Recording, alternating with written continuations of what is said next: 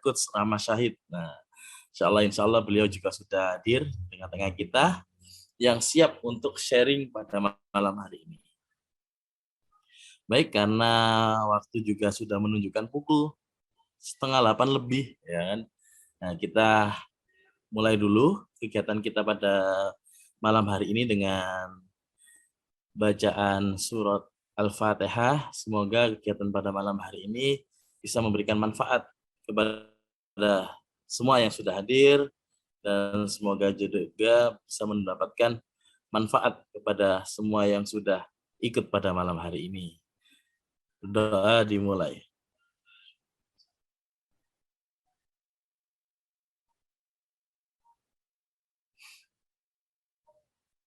Baik, doa selesai. Alhamdulillah. Selanjutnya, pembacaan ayat suci Al-Quran yang akan dibawa oleh Mas Al. Insyaallah untuk Mas Al sudah hadir di tengah kita juga.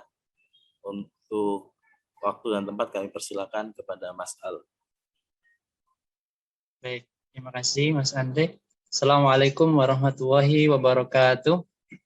Waalaikumsalam warahmatullahi wabarakatuh. Insya Allah saya akan membacakan surat An-Nahl ayat 120 hingga 128.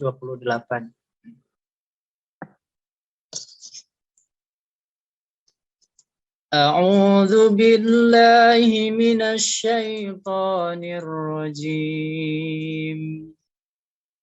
Bismillahirrahmanirrahim.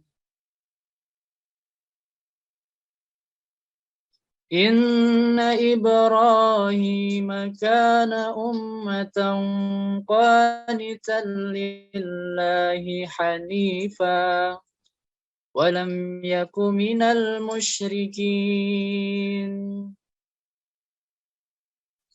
شاكرا لأنعمه اجتباه وهداه إلى صراط مستقيم وآتيناه في الدنيا حسنة وإنه في الآخرة لمن الصالحين ثم أوحينا إليك أن اتبع ملة إبراهيم حنيفا وما كان من المشركين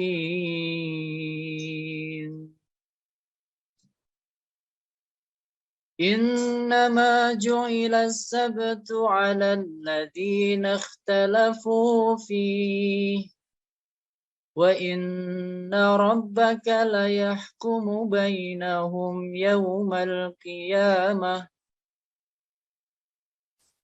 القيامة فيما كانوا فيه يختلفون ادع إلى سبيل ربك بالحكمة والموعظة الحسنة وجادلهم بالتي هي أحسن إن ربك هو أعلم بمن ضل عن سبيله وهو أعلم بالمهتدين وإن عاقبتم فعاقبوا بمثل ما عوقبتم به ولئن صبرتم لهو خير للصابرين واصبر وما صبرك إلا بالله ولا تحزن عليهم ولا تك في ضيق مما يمكرون إن الله مع الذين اتقوا والذين هم محسنون Sadaqallahul azim. Assalamualaikum warahmatullahi wabarakatuh. Waalaikumsalam warahmatullahi. Waalaikumsalam warahmatullahi wabarakatuh. Alhamdulillahirrabbilalamin. Terima kasih kami ucapkan kepada Mas Al dengan lantunan Al-Jizya Al-Quran ini sebagai pembuka acara kita pada malam hari ini. Semoga mendapatkan keberkahan kepada kita semua. Amin ya rabbal alamin. Baik, selanjutnya kita akan mendengarkan sedikit beberapa kata pengantar nanti oleh guru kita. Insya Allah sudah hadir juga di tengah-tengah kita Coach Ridwan Abadi yang sudah hadir ya pada kegiatan PECI pada malam hari ini. Alhamdulillah, kita coba sapa dulu beliau ya Coach Ridwan Abadi. Assalamualaikum Coach. Waalaikumsalam warahmatullahi wabarakatuh. Alhamdulillah. Gimana kabarnya Coach? Coach Ridwan Alhamdulillah, baru sampai Khair. Jogja ini sepertinya ya. Iya. Dari Jogja. Alhamdulillah, Coach Ridwan sudah menemani kita di tengah-tengah kita. Mungkin ada kata pengantar sedikit Coach untuk teman-teman yang sudah hadir pada malam hari ini di program PECI. Kami persilakan kepada Coach Ridwan Abadi waktu dan tempatnya. Bismillahirrahmanirrahim. Assalamualaikum warahmatullahi wabarakatuh. Waalaikumsalam warahmatullahi wabarakatuh. Alhamdulillahirrabbilalamin. Allahumma shalli ala sayyidina Muhammad wa ala ali sayyidina Muhammad. Rabitu billahi rabba wa bil islam dina wa bi Muhammad dan nabiyya wa rasulullah rabbi zidni ilma wa rizqni fahma qala rabbi shrah li sadri wa yassir li amri wa tammi lisani yafqahu qawli amma ba'd. Alhamdulillah, ini teman-teman semua, hari ini kita kedatangan tamu spesial ya, ada Coach Rama Shahid CRS. Ya, dan alhamdulillah hari ini Mas Rama terima kasih banyak sudah berkenan untuk bergabung bersama teman-teman dari PECI. Teman-teman PECI ini adalah teman-teman santri di pesantren ya Coach Indonesia yang memang teman-teman ini sedang berjuang ya, sedang berlatih, sedang membangun bagaimana bisa menjadi para pendamping peradaban ya. Jadi ada yang terjun untuk mendampingi masjid, ada yang terjun mendampingi pondok Quran, ada yang terjun juga mendampingi Baitul Mal, ada yang terjun mendampingi bisnisnya pesantren dan entitas-entitas dakwah yang lainnya. Nah, jadi malam hari ini seperti tema kita punya tema yang cukup menarik yaitu problem solving with communication ya. Jadi bagaimana kita bisa menyelesaikan masalah dengan komunikasi. Kalau sebelumnya kita sudah bicara tentang communication skill, maka sebagai seorang coach, sebagai seorang trainer, sebagai seorang profesional, mau nggak mau ketika kita mendampingi entitas-entitas dakwah ini, ada hal yang mungkin berbeda. Ya. Jadi kita tidak bisa melihat entitas dakwah hanya seperti kalau kita melihat perusahaan, layaknya kita mungkin melihat organisasi kita.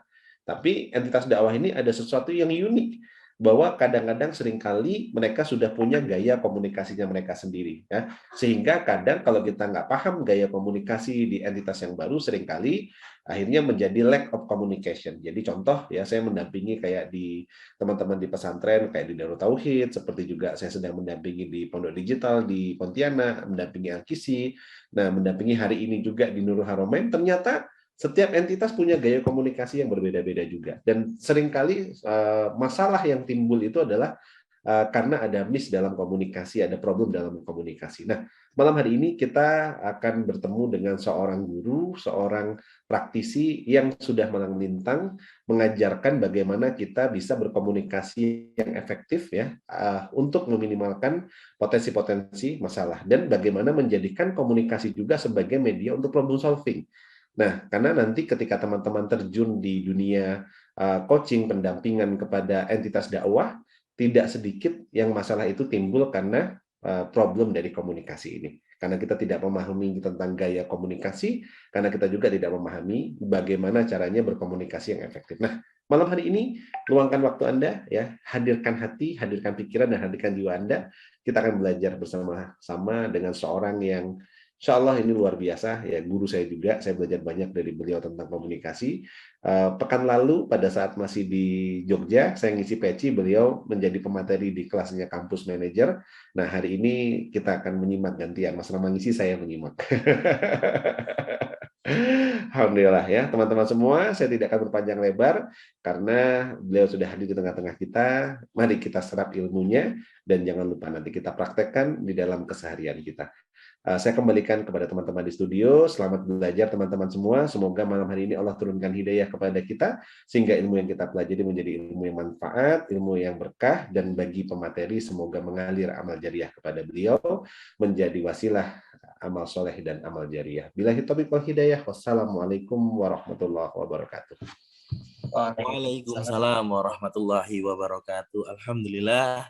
Terima kasih Coach Ridwan Abadi atas pengantarnya, dan semoga teman-teman yang hadir semua pada malam hari ini bisa mengikuti kegiatan pada malam hari ini, hadir 100%, menyimak guru kita menerangkan tentang materi pada malam hari ini.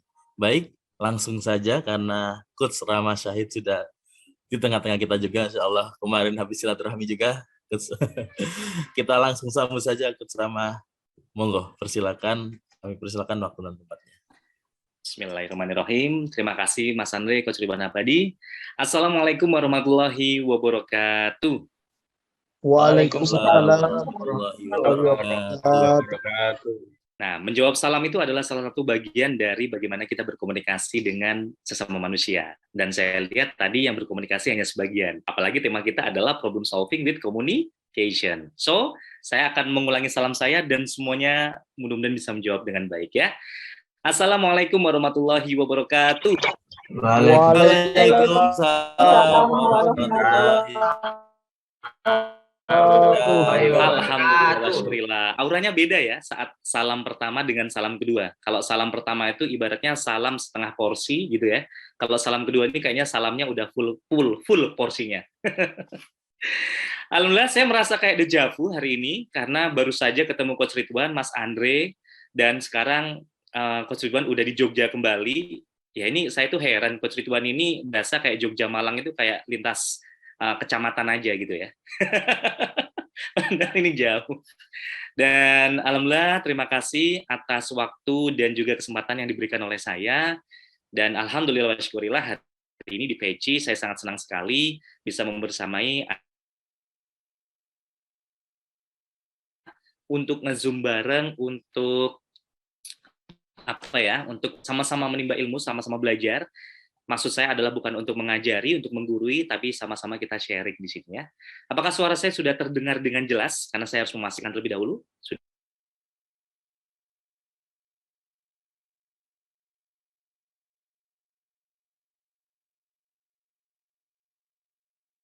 Dan hari ini lebih bagaimana kita mempraktekkan komunikasi itu dalam kehidupan sehari-hari. Bagaimana ini menjadi semacam problem solver-nya. Nah, jadi saya berharap teman-teman bisa interaktif dan bisa diaktifkan juga videonya agar modenya mode on gitu ya. Nah, dan saya ini akan siapkan dulu share-nya. Dan yang menarik adalah materi yang saya share hari ini adalah materi modul baru saya. Jadi modul baru yang kemarin sudah saya coba sampaikan ke salah satu company gitu ya. Salah nih, sebentar. Belum keluar ya? Belum, Coach. Bentar, belum modul nih. Oke, nah modul baru saya, jadi mudah-mudahan ini bisa bermanfaat nantinya. Stop share, kok belum keluar nih. Saya coba sekali lagi.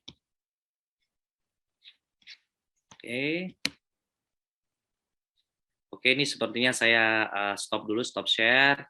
Ini saya mau tutup dulu, ada beberapa yang harus saya tutup. Oke. Ini peserta hari ini berapa Mas Andre rencana? Untuk yang konfirmasi 28. 28 ya? Ya. Oke. Insyaallah. Nah, sudah keluar? Sudah, Coach. Sudah. Jelas. Alhamdulillah. Terima kasih ya. Jadi kalau Coach Ridwan Abadi terkenal dengan CRA-nya, saya mencoba CRS ya. Bukan CRS cari rumah sakit, tapi Coach rumah sakit. Dan sebelum saya lanjutkan, mudah-mudahan doakan kami, saya Coach Ridwan, alhamdulillah bisa membersamai guru saya juga, ini Coach Ridwan Abadi.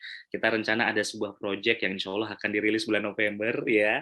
Saya bersama Coach Ridwan Abadi dan juga Mas Joko. Mudah-mudahan nanti bisa bermanfaat. Dan itu hubungannya dengan komunikasi juga nanti.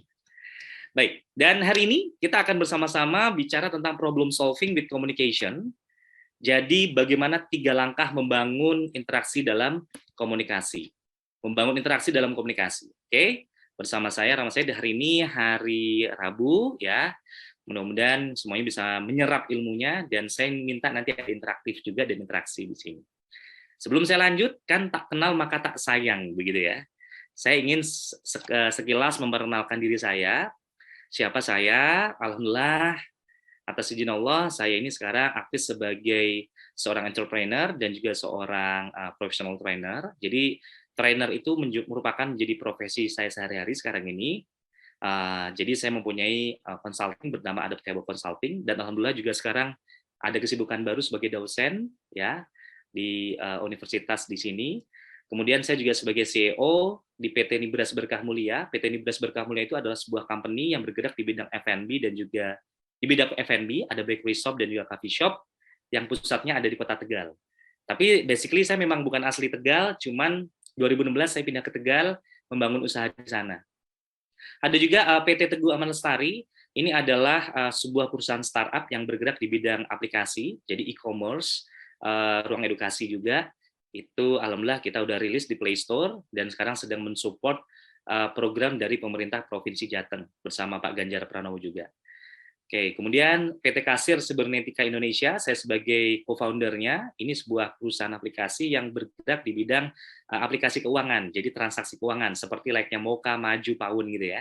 Kita sedang mensupport pelaku UMKM untuk menggunakan aplikasi ini yang insya Allah sangat-sangat terjangkau harganya dan sangat bermanfaat dan komplit. Kemudian sekarang ini saya juga aktif sebagai Associate Trainer of Academy Trainer, besutannya Babi Jamil Azaini. Kalau bicara Academy Trainer, Coach Ridwan Abadi ini adalah super suhu saya.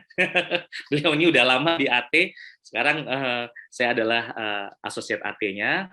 Kemudian member Tempa juga, Tempa Trainer Skill. Alhamdulillah aktif sebagai mentor bisnis roadmap model, certified di situ, dan mentor entrepreneur university.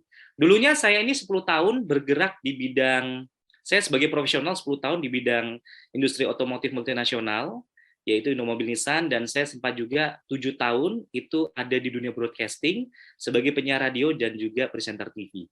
Jadi itulah salah satu kenapa saya jatuh cinta dengan dunia komunikasi.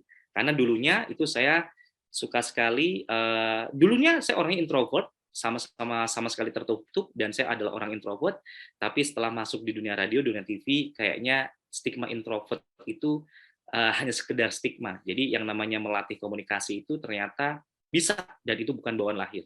Orang yang komunikatif itu bukan bawaan lahir, tapi itu perlu latihan, perlu jam terbang juga. Oke, dan pernah juga sebagai tenaga ahli OJK bidang pengembangan UMKM dan ekonomi syariah. Dan alhamdulillah hari ini senang sekali saya ingin berbagi kepada Anda semuanya. Oh ya, ini sekedar ini perusahaan saya, ini Instagram saya. Jadi Instagram itu merupakan salah satu alat komunikasi saya kepada teman-teman, sahabat dan semuanya. Saya sekarang aktif di Instagram dan juga di TikTok. Tapi bukan di TikTok yang joget-joget ya. Tapi untuk menebarkan manfaat, dan tema tentang TikTok saya itu temanya tentang komunikasi. Begitu. Jadi silakan bisa follow, kita saling bertegur sapa di Instagram, TikTok, atau juga Facebook. Baik. Nah, hari ini apa yang akan kita bahas? Sesuai dengan tema yang sudah disampaikan Mas Andre dan juga CRA tadi, mengenai problem solving with communication. Nah, kalau menyelesaikan masalah dengan sudut pandang komunikasi itu maksudnya bagaimana? Nah, saya ingin memberikan satu pemahaman dulu, biar kita satu frekuensi terlebih dahulu. Dalam hal ini komunikasi itu terbagi menjadi dua hal, hablum minallah dan juga hablum minannas. Secara vertikal dan juga secara horizontal. Dalam hal ini vertikal itu bagaimana kita ini berkomunikasi dengan Sang Khalik, menata hati, membangun rasa. Kemudian ujung-ujungnya kita bisa tumbuh rasa keberanian, pede, optimis, merasa tertuntun dan tulus. Contohnya kalau kita komunikasinya lewat sholat, lewat mengaji, lewat zikir, itu kan kita lagi komunikasi sama Allah ya. Nah, ujung-ujungnya apa? Secara tidak langsung kita tuh lagi tuntun. Kita tuh ada ngerasa pede gitu ya. Nah, ini hubungannya dengan vertikal. Nah, dalam hal ini satunya vertikal adalah horizontal, yaitu hablum minannas. Bagaimana dalam komunikasi kita bisa membuat satu konten dan menyampaikan komunikasi itu terhadap sesama umat, sesama manusia. Nah, apa nanti impact-nya? Impact-nya adalah, maksudnya adalah bagaimana pesan mudah dipahami dan kita bisa menjaga hubungan. Nah, dalam pesan mudah dipahami, bisa menjaga hubungan, masalah-masalah yang ada dalam dunia sehari-hari, itu kita bisa selesaikan masalah tersebut. Nah, dalam hal ini saya akan membahas bagaimana horizontal hubungannya dengan sesama manusia. Jadi itu ya, teman-teman, Bapak Ibu semuanya. Nah, Sebelum saya lanjut, saya ingin menanyakan terlebih dahulu nih kepada Anda semua, 25 partisipan di sini termasuk saya, apa hambatan yang masih Anda alami ketika membangun interaksi dengan orang lain? Silakan ketik di kolom chat minimal 3. Bisa di lingkungan kerja, di lingkungan pesantren, saat Anda dakwah, saat Anda dalam keluarga, saat Anda dalam lingkungan bertetangga atau sehari-hari. Sekali lagi, apa hambatan yang Anda alami, yang masih Anda alami sampai dengan sekarang, ketika membangun interaksi dengan orang lain? Contoh, masih suka grogi, nggak enakan, gugup, atau apa? Silakan share di kolom chat minimal 1 orang 3 jawaban. Ya, silakan. Nah, nanti Mas Andri bisa bantu jawab nih, bisa bantu share. Siap, siap Coach. Nah, ini contohnya Abdurrahman Patri ya, Mas Andri ya. Bingung mulainya dari mana, khawatir baper lawan bicaranya. Asik, baper ya. Oke. Terus siapa lagi nih? Ini ada Bu Fuaida, Coach. Ya gimana? Sering tidak nyambung jika pembicaraannya belum saya ketahui. Terkadang berbelit-belit, terkadang sering banyak kata anu gitu. Oke. Lanjut Mas Andri, monggo. Terus dari Pak Ahmad Prawoto, sulit menganalisis orang baru yang kita baru kenal. Jadi mungkin perlu PDKT ya, Pak ya. Bisa jadi. Apalagi? Terus dari Bu Rita, overthinking. Overthinking. Nah, ini bahasa-bahasa ngehits zaman anak sekarang, overthinking ya. Kemudian dari sharing ID Pak Sahrul, tidak tahu harus memulai dari mana. Kehabisan ide pembahasan, mau cepat-cepat selesai ya. Bingung mungkin ya. Terus dari Pak Fajar Sukma, kurang bahan pembicaraan, salah paham pengertian, kebanyakannya guyon. Oke Mas Fajar. Pak Cucu Haris, memilih tema yang tepat agar diskusi hangat, lawan bicara pasif, khawatir baper. Oke. Baper lagi. Terus Bu Ika. Ika Andriunu ya. Dari khawatir kepedean, karena kalau bicara saya sulit berhenti bicara. Oke, terus saya bantu lanjutin ya. Ternyata beda bahasa, ada yang bilang canggung, ada yang suka habis bahan, suka khawatir, pemilihan kata, betul ya? Iya. Menjelaskan, dan rata-rata ini adalah penyakit yang tidak ada obatnya di dokter ya. Oke, thank you Mas Andri udah bantu bacain ya. Siap, oke. Sulit menjelaskan dengan bahasa, ada canggung, ada apa tadi beda bahasa, khawatir, kepedean, terus yang barusan gabung kehabisan kata-kata, terbata-bata, grogi, Masya Allah. Ini adalah masalah yang bisa jadi ini bukan masalah Anda saja, bisa jadi ini masalah yang dulu pernah saya alami. Saya pernah loh ngalamin masalah tentang komunikasi, pasti. Komunikasi ini masalah banyak orang. Karena ada satu penelitian dari Chapman University mengatakan, ketakutan public speaking atau ketakutan berbicara terhadap orang lain itu adalah ketakutan nomor 1 yang ada di dunia ini. Jadi orang itu ternyata lebih takut berbicara ketimbang takut bagaimana dia ini terhadap kegelapan, terhadap ketinggian, terhadap darah. Jadi penelitian dari Chapman University di tahun 2004 itu mengatakan public speaking adalah ketakutan nomor pertama. Jadi penelitian itu melibatkan di atas 1.000 responden, dan ternyata ujung-ujungnya orang itu banyak yang takut ngomong, banyak yang takut berbicara. Oke, thank you ya, terima kasih yang sudah share di sini. Ya, itu adalah masalah-masalah yang sekarang bisa jadi Anda alami. Nah, selanjutnya saya lanjut ke slide berikutnya. Dalam hal membangun komunikasi, membangun interaksi dalam komunikasi, apapun itu, baik Anda dalam komunikasi terhadap lingkungan kampus, lingkungan pesantren, lingkungan kerja, lingkungan bermasyarakat, ternyata tantangan membangun interaksi dalam komunikasi itu ada beberapa poin. Apa itu? Yang pertama adalah perbedaan gaya komunikasi. Nah, gaya komunikasinya beda. Gaya komunikasinya orang, karena saya ini punya usaha di Tegal, dan saya juga consulting saya pusatnya di Jogja. Jadi gaya komunikasi orang Tegal dengan orang Jogja, walaupun sama-sama itu di wilayah Jawa Tengah DIY, beda. Nggak usah jauh-jauh deh. Waktu saya mengisi training itu di Pekalongan dengan mengisi training di Tegal, menemui beberapa pelaku UMKM pun, itu gaya komunikasinya sangat berbeda. Padahal sama-sama Jawa Tengah. Nah, kemudian kedua, adanya perbedaan usia, generasi. Apalagi generasi X, Y, Z. Anda yang sekarang sedang bekerja atau Anda sedang membangun sebuah dakwah di mana dakwah tersebut sangat-sangat heterogen, terdiri dari generasi X, Y, dan Z, pasti sangat berbeda sekali cara menangkapnya, cara menerima informasinya, dan cara berkomunikasinya. Nah, nomor 3, pengaruh teknologi, ya, apalagi sekarang teknologinya udah era disrupsi 4.0, di mana orang-orang kolonial, orang-orang generasi dulu itu berkomunikasi lewat WhatsApp, lewat telepon, dianggap tidak menyenangkan, pengennya ketemu langsung. Tetapi generasi sekarang, orang bilang generasi M, milenial, kalau yang namanya komunikasi lewat WA, lewat telepon, atau lewat WhatsApp, lewat DM, lewat Instagram, Facebook, Instagram terutama, itu sesuatu yang menyenangkan. Kalau generasi dulu itu pakainya Facebook, generasi sekarang pakainya Instagram, TikTok. Nah, kan beda-beda tuh. Kemudian keempat apa? Kepercayaan. Mohon maaf nih, dalam Muslim sendiri pun kita mempunyai imam nggak cuma satu. Ada Imam Maliki, Imam Hambali, Imam Syafi'i, gitu kan ya. Asal bukan Imam Mahdi ya, dia jadi berbeda.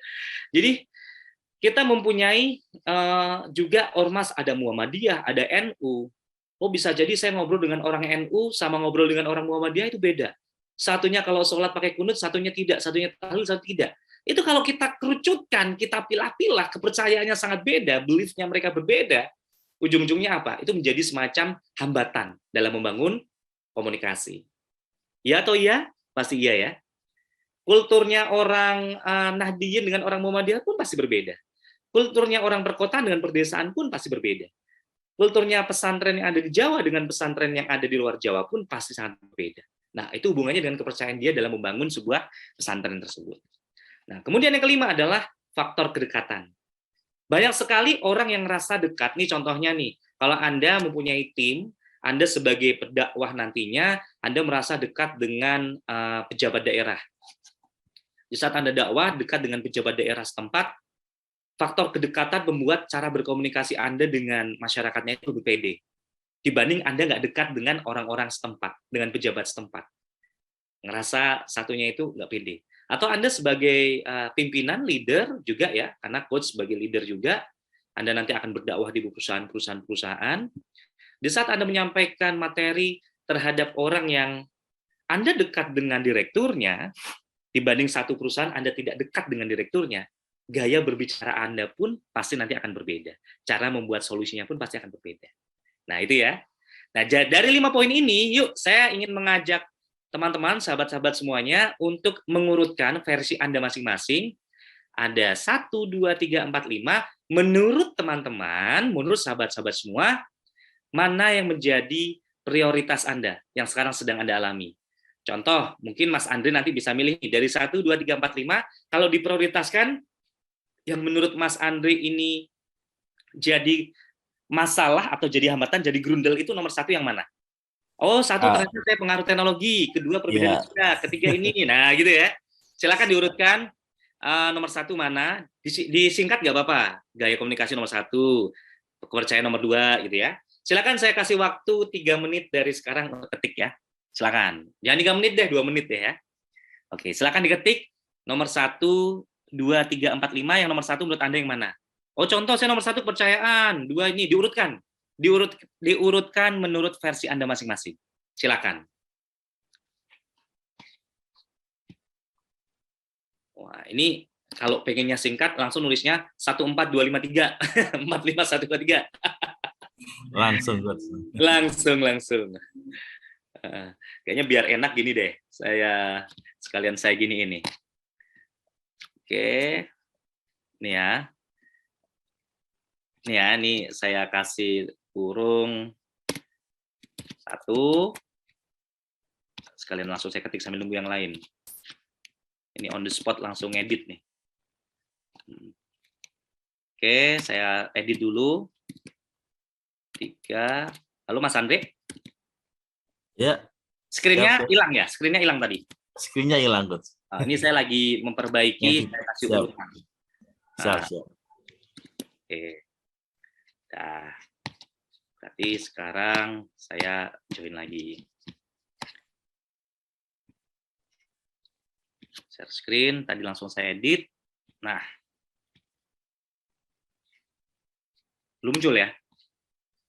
Belum, Coach. Mm-mm.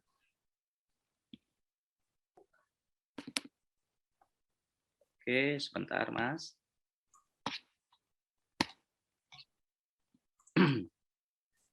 Oke, ini saya save dulu. Ini saya masuk ke materi. Sekarang saya share screen lagi ya. Saudara-saudara semuanya. Saya share screen lagi. Nah, belum muncul juga nih. Malu kayaknya, Coach. Ini biasa, kita harus beradaptasi terhadap apapun nih. Iya. Saya munculkan lagi ya, sebentar ya, mohon ditunggu Bapak Ibu. Bismillahirrahmanirrahim, setelah itu muncul. Oke, share. Belum muncul juga, Mas? Belum, Coach. Oke, sebentar. Saya munculkan. Nah, ya ini harusnya udah bisa. Tadi saya edit malah hilang. Bismillah. Udah? Udah. Udah ya? Udah. Nih. Nah, ngedit gini tadi. Oke, sekarang saya mau lihat nih. Kalau saya kerucutkan, mana yang paling banyak menjadi hambatan sekarang ini. Ternyata nomor 1, 2. Saya mau lihat 2 besarnya. Oke, Ahmad Prawoto yang paling mengganjal nomor 1, perbedaan gaya. Bu Aida, 1, 2, 1, 4, 2, 5, 3. Oke, yang nomor 4, kepercayaan. Ferry Ardianto nomor 5, urutan nomor 1-nya. Dedi nomor 1, faktor kedekatan. Kayaknya diurutkan langsung itu. Oke, faktor kedekatan nomor 1. Kedekatan nomor 1. Nggak tentu sih, Coach, kalau urutannya bisa beda-beda sikon. Oke, silakan boleh. Gaya. Nah, jadi Anda akhirnya bisa menganalisa nih. Ini saya ingin mengajak Anda untuk menganalisa. Ternyata kalau dari 5 poin perbedaan gaya komunikasi, usia, teknologi, kepercayaan, faktor kedekatan, Anda ini masuk yang top 2-nya itu masuk yang mana? Nah, Anda ternyata sudah menganalisa. Oke? Menarik sekali nih.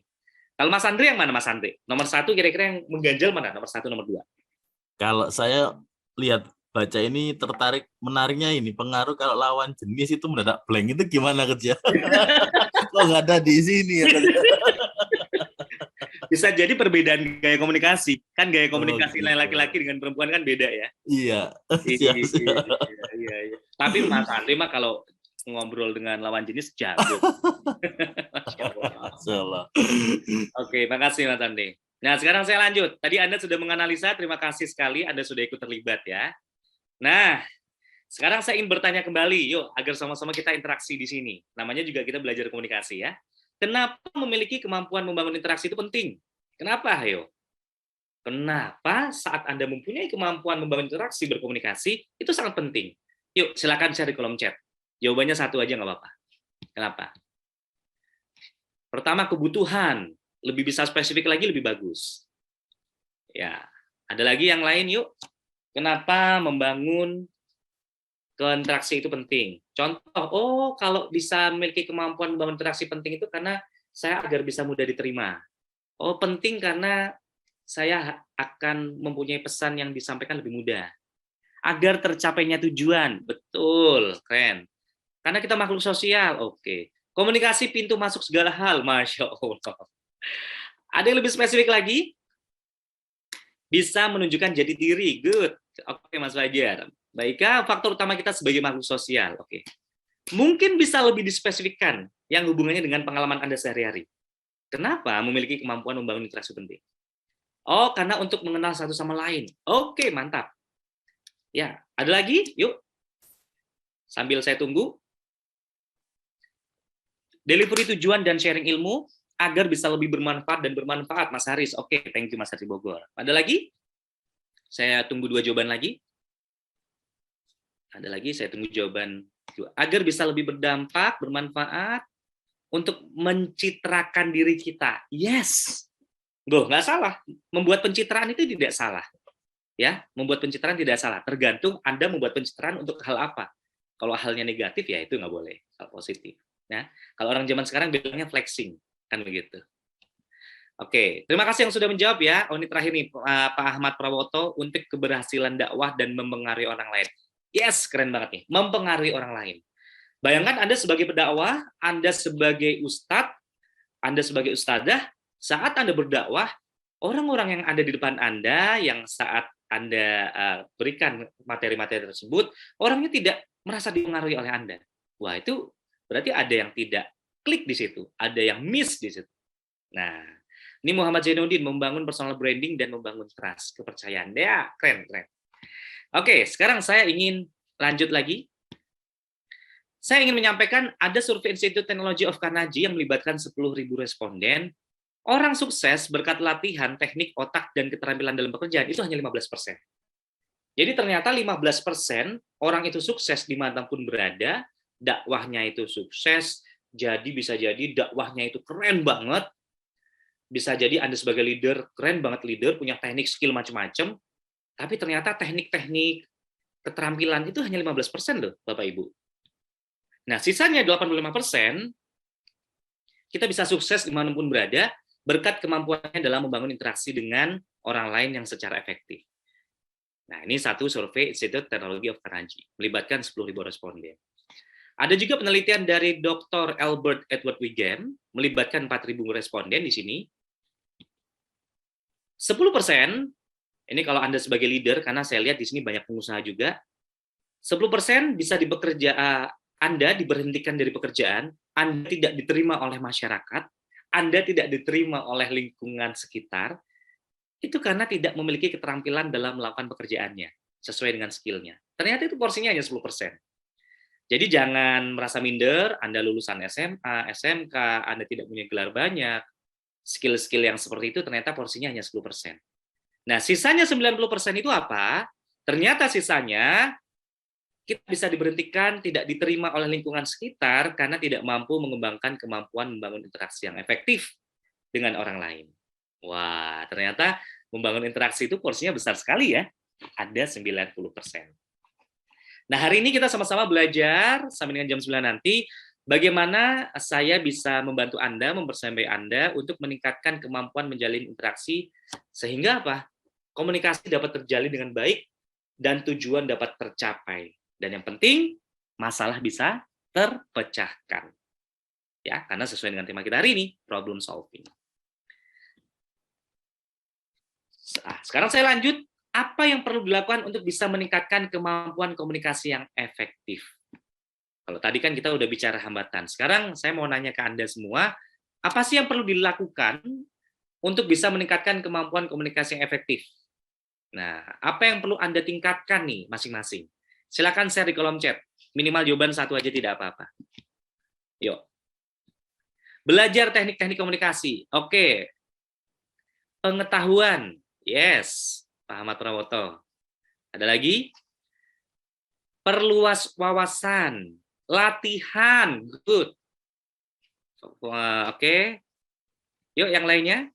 Apa yang perlu dilakukan ya untuk bisa meningkatkan? Jam terbang. Perlu. Penting sekali nih. Bayangkan kita mau berbicara dengan banyak orang, tapi kita jam terbangnya sangat-sangat minim. Bisa jadi seminggu sekali hanya ketemu dengan satu orang baru. Padahal kita dituntut untuk sebagai pendakwah, dituntut untuk sebagai coach, sebagai leader, tokoh masyarakat, gitu ya. Banyak referensi, oke. Tingkatkan skill dan praktik interaksi, latihan berbicara yang efektif. Good. Ada lagi, dua lagi. Apa yang perlu dilakukan? Pahami keinginan, kebutuhan, dan masalah audiens. Cakep. Ya dong. Gimana kita bisa berbicara memberikan solusi kalau kita tidak tahu masalah dari audiens? Gimana saya ingin memberikan satu modul baru ini, modul ini, kalau saya tidak tahu siapa peserta saya, siapa audiens saya, dan apa tema hari ini? Kan jadi nggak jelas nanti ngomongnya apa. Kemudian Muhammad Mukrozin, banyakin praktek. Iya dong. Karena komunikasi, sekali lagi, komunikasi itu bukan bawaan lahir, tapi sesuatu yang bisa dilatih, ya. Latihan menulis termasukkah? Nah, jika kita bicara komunikasi, jadi komunikasi kan ada komunikasi verbal dan non-verbal ya, Mas Fajar. Kalau menulis itu salah satu bentuk kita mengkomunikasikan lewat tulisan. Tetapi konteks komunikasi di sini kita harus mampu berbicara, mampu mendengar. Di saat kita hanya menulis, itu sifatnya kita hanya satu arah. Tetapi di saat kita itu berkomunikasi, interaksi secara langsung, sifatnya menjadi dua arah. Sifatnya menjadi dapat feedback, dapat respon. Jadi saran saya punya banyak teman yang jago nulis, penulis juga, tetapi di saat dia bertemu dengan banyak orang, dia menghadapi banyak kendala. Kenapa? Karena interaksi sesungguhnya di saat kita bisa berkomunikasi secara langsung, secara verbal dengan orang lain. Oke, gitu ya. Sip, Mas Fajar. Nah, Muhammad Zainuddin lebih banyak mendengar dan merespon dengan baik. Nah, betul, merespon. Karena dalam interaksi itu pasti kita ada feedback, ada respon, begitu ya. Oke, sekarang saya lanjut. Kita akan sama-sama belajar bagaimana prinsipnya terlebih dahulu mengenai komunikasi sebelum kita bicara bagaimana solusinya, bagaimana how to-nya, begitu ya. Prinsipnya dalam komunikasi sendiri, itu saya di sini memberikannya ada 3 prinsip. Apa itu? Prinsip pertama adalah setiap orang itu berbeda dan memiliki kekhasannya masing-masing. Nah, cara berkomunikasinya saya, Mas Andre, CRA, walaupun bisa dibilang sama-sama aktif, tapi cara ngomongnya udah beda. Cara delivery-nya pasti beda. Dan kita nggak bisa samakan. Di saat Anda nanti akan membersamai para santri, membersamai para tim, membersamai para klien, Anda tidak bisa membanding-bandingkan si A, si B, si C. Karena apa? Setiap orang itu beda-beda. Makanya kalau siapa tuh? Penyanyi yang di Istana Negara yang Jokowi itu, ojo dibanding-banding ke. Gimana? Betul, betul, betul. Iya, kan anak kecil aja bisa bilang ojo dibanding-banding kayak gitu ya. Iya. Nah, jadi nggak bisa dibanding-bandingkan karena semua itu khas. Setiap manusia dilahirkan itu secara khas dan karakteristiknya masing-masing. Dan perbedaan itu ada karena bisa saling melengkapi. Bayangkan kalau di dunia ini, atau nggak usah jauh-jauh deh, di dalam lingkungan Anda, orangnya itu homogen. Samanya itu gimana ya? Bisa jadi orangnya itu caranya sama, cara makannya sama, kesukaan bajunya sama, semuanya sama. Kalau menurut saya itu malah tidak saling melengkapi. Suami dan istri pun pasti berbeda. Secara gender beda gitu ya, tapi secara pemikiran pasti berbeda. Anda punya anak yang lebih dari 2, contohnya anak saya 3. Anak saya 3 itu karakteristiknya juga beda-beda. Ya, nggak bisa kita samakan. Jadi kita harus bisa menganggap 3 ini sebagai kekayaan. Dan kita harusnya bangga hidup di Indonesia dengan berbagai macam perbedaan, suku, bangsa, agama yang berbeda-beda, harusnya kita bisa saling melengkapi. Toleransinya ada, tetapi apa? Kita harus bisa mempersatukan. Itu yang paling penting. Nah, selanjutnya adalah saya teringat dari kata-kata Isabel Allende. Apa itu? Saya cenderung melihat persamaan pada orang dan bukan perbedaan. Nah, kebanyakan manusia itu melihatnya adalah persamaan, nggak mau melihat perbedaan. Padahal kalau kita terlalu melihat banyak persamaan, sehingga perbedaan itu kita tidak mau melihat, itu malah ada efek buruknya. Tetapi dari perbedaan itu, kita bisa melihat apa persamaan agar kita yang beda-beda itu bisa bersatu. Itu poin pentingnya. Di Peci ini, gerakan komunitas yang sangat bagus.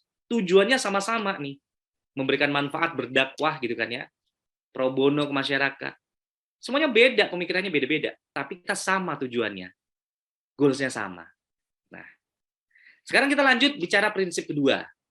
Prinsip kedua adalah kita akan mudah nyaman dengan siapapun yang memiliki kesamaan. Di Peci ini, kenapa kita semuanya merasa nyaman? Saya bisa nyaman memberikan memberikan semacam sharing knowledge di sini karena sama-sama kita nyaman, merasa sama, dibimbing oleh guru kita Coach Ridwan Abadi untuk apa? Untuk sama-sama memberikan manfaat kepada banyak orang.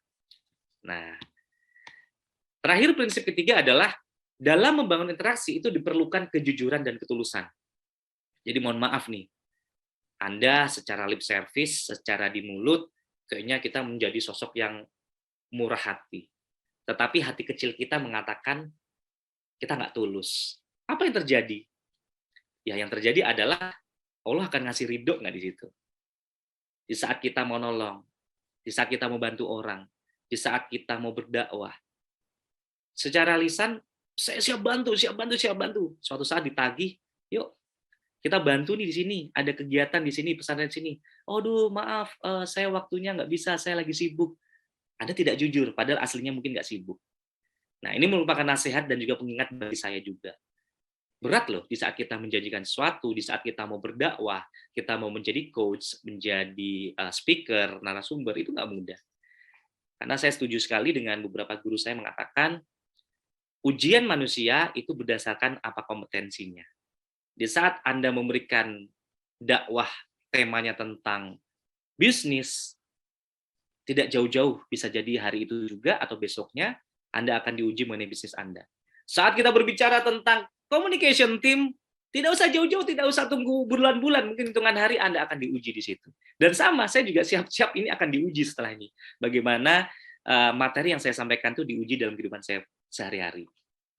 Jadi kita sama-sama istighfar, makanya nanti di akhir acara kita sama-sama istighfar agar apa yang kita pelajari ini benar-benar bermanfaat dan Allah ridho gitu ya.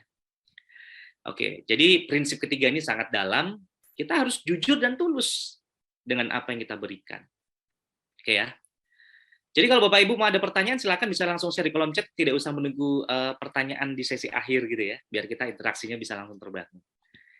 Nah, untuk kita berbicara bagaimana langkah kunci dalam membangun interaksi dalam komunikasi, di mana komunikasi ini merupakan pendekatan untuk problem solver, menyelesaikan masalah. Ini saya membaginya langkah kuncinya, how to-nya, caranya itu ada 3. Apa itu? Yang pertama adalah ciptakan hubungan dengan konektivitas. Yang kedua, banyak mendengar sebelum bicara. Wah, ini menarik nih. Dan yang terakhir adalah sampaikan pesan dengan jelas dan lugas. Nah, kita akan ulas satu persatu ya bersama-sama. Tadi Anda juga udah di awal-awal udah share tentang masalah Anda, hambatan Anda, apa pentingnya membangun komunikasi terhadap orang lain, gitu ya. Nah, saya akan share satu-satu. Yang pertama adalah ciptakan hubungan dengan membangun konektivitas. Oke, saya ingin mengajak interaksi di sini yang dari tadi on terus nih ya, Masya Allah nih. Nah, ini ada satu gambar. Saya pengen berbicara dengan Pak Muhammad Zainuddin yang lagi pakai batik nih. Iya, lihat ke Eternit, ke langit-langit, lihat apa Pak Muhammad Zainuddin? Assalamualaikum Pak Muhammad Zainuddin, bisa di on suaranya? Bisa di unmute? Halo. Sepertinya masih. Ya, assalamualaikum. Waalaikumsalam warahmatullahi wabarakatuh. Saya manggilnya. Oh, lagi ada acara di sini ya? Ya, benar ada acara. Saya menyimak dulu. Oke, saya mute kalau begitu ya. Nanti takutnya terganggu. Oke, saya pilih yang lain ya. Terima kasih. Nah, sharing ID Syahrul di Medan. Pak Syahrul. Nah, assalamualaikum warahmatullahi wabarakatuh, Pak Syahrul. Waalaikumsalam warahmatullahi. Mas, saya panggil Mas ya? Boleh, saya panggilnya Bang kali ya. Oh iya, boleh. Ini Batak asli, Medan asli kah? Aceh Melayu. Oh, kalau istri saya malah orang Medan. Oh ya. Lubis marganya. Jadi kami ini unik. Saya orang Kalimantan, orang tua saya orang Kalimantan semua, istri saya orang Peranakan Medan Bengkulu, tapi sekarang tinggalnya di Kota Tegal dan kadang di Jogja. Kan begitu ya. Oke, Bang Syahrul dari Medan, betul? Ya. Duren gimana Bang Syahrul? Enak-enak? Lagi seger-segernya duren? Lagi banyak. Saya pengen tahu, Pak Syahrul, Bang Syahrul, kesibukan sehari-harinya apa ini sekarang? Bisnis online, Mas. Online, terus apa lagi? Itu aja sih. Oke, nah tadi udah nyimak dari awal tentang materi yang saya sampaikan ya? Ya. Tentang hambatan tadi juga udah share ya? Ya. Kalau tadi nomor 1 sampai 5 tentang hambatan yang tadi kayak perbedaan gaya komunikasi, kedekatan dan sebagainya, nomor 1 tadi apa pilihnya? Yang prioritas. Kepercayaan. Gimana? Masalah kepercayaan, Mas. Oh, kepercayaan. Oke, kepercayaan ya. Nah, sip. Sekarang kita bicara tentang ini 2 gambar. Kalau Anda interpretasikan, Anda bisa sampaikan, ini ada 2 gambar apa sih? Seperti apa ya? Cok untuk kabel listrik itu ya? Cok ya. Kalau orang Medan bilangnya cok gitu ya. Iya. Saklar, iya kan? Saklar. Nah, saklar. Oke, saklar. Kalau Anda tangkap di sini kita sharing ya. Saklar itu ibaratnya komunikasi 2 arah antara si A si B, antara Pak Syahrul dengan saya, antara Bang Syahrul dengan saya Rama. Nah, bayangkan kalau kita sama-sama positif, bisa nyambung nggak? Sama-sama double gini, kira-kira bisa nyambung nggak? Enggak. Artinya apa? Interaksi itu berarti ada sesuatu perbedaan dan saling melengkapi ya. Yap. Nah, kira-kira bagaimana kendala yang sekarang Anda alami saat Anda membangun interaksi dengan orang lain tentang perbedaan itu? Apa biasa kendala yang dihadapi? Kalau untuk yang baru kenal agak sulit untuk membangun di awalnya gitu, Mas. Jadi Membangun kita produknya gitu ya. saya seperti ada resistensi gitu ya. Mungkin seperti mental block di awal bahwa untuk membangun keakraban awalnya itu agak sulit gitu. Mental Oke. block mungkin. Oke, siap. Thank you banget ya, Bang Sahrul ya, untuk sharingnya ya. Siap, Oke. bisa di-mute lagi. Oke, terima kasih Bang Syahrul di Medan sebagai bisnis online. Nah, ibaratnya kalau kita analogikan, ini ada dua gambar, satunya saklar yang negatif, satunya positif. Kalau semuanya sama-sama positif, apakah aliran listrik akan terjalin? Tentu tidak. Artinya apa? Dalam membangun sebuah hubungan komunikasi, itu tidak harus sama semuanya. Pasti ada perbedaan di antara saya dengan dia, di antara Anda dengan kawan bicara. Saya selalu menyebut saat berkomunikasi jangan bilang Anda dengan lawan bicara ya. Karena kalau kita bicara, itu lawan bicara kita. Kalau mindset kita lawan, berarti sesuatu yang selalu bersebangan dan bertolak belakang. Jadi apa mindsetnya? Kata lawan diubah menjadi kawan. Kalau kita bicara kawan, artinya apa? Ini akan menjadi semacam kolaborasi baru. Akan menjadi elaborasi baru, sinergisitas baru. Jadi di saat saya, Coach Ridwan dengan Mas Joko, insya Allah akan membuat satu proyek bareng, pasti kita berbeda. Kalau saya menganggap mereka adalah lawan saya, lawan bicara saya, sampai kapanpun kita selalu berseberangan. Nah, makanya kita merubah mindset-nya menjadi kawan. Sama halnya sikring ini. Kalau Anda colokkan antara saklar yang positif dengan negatif, lubangnya pun itu tidak boleh beda. Kalaupun sama, gap-nya pun tidak harus besar. Artinya apa? Bisa jadi sudah beda, Anda sudah klop, tapi belum tentu klop selamanya. Kenapa? Bisa jadi kadang longgar. Kenapa longgar? Karena lubangnya itu terlalu besar, sedangkan besinya itu terlalu kecil. Sama halnya dalam komunikasi, Anda harus bisa membangun komunikasi itu dari berbagai macam sudut. Nah, sekarang analoginya begini. Ibaratnya adalah, kalau saya menulis seperti ini ya, ini adalah angka 6. Sekarang Pak Dedi di Bekasi, saya pengen sharing nih. Ya, oke. Pak Dedi di Bekasi, Assalamualaikum warahmatullahi wabarakatuh. Waalaikumsalam warahmatullahi wabarakatuh. Oke, Pak Dedi, kalau saya menggambar kita berhadapan, saya menulis angka 6, yang terbaca di Anda angka berapa? 9 ya? Yes, betul. Di saat saya menuliskannya huruf W, yang terbaca di Anda itu huruf apa? M. Yes. Sama halnya komunikasi. Bagaimana biar saya membaca ke Anda, itu sama-sama Anda tadi membacanya huruf W atau M? M. M. Bagaimana caranya biar Anda bisa membaca huruf yang saya tulis itu terbacanya W? Gimana caranya kira-kira? Melihat satu arah. Ya, berarti persepsinya disamakan kan? Jadi solusinya Anda harus naik, melihat dari view-nya atas, helikopter view, atau melihatnya dari bawah, frog view gitu ya, dari sudut pandang katak yang di bawah.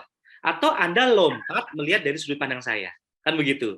Nah, selama ini kenapa terjadi banyak orang itu berbenturan, beda persepsi? Karena melihatnya dari sudut pandang masing-masing. Setuju nggak? Setuju.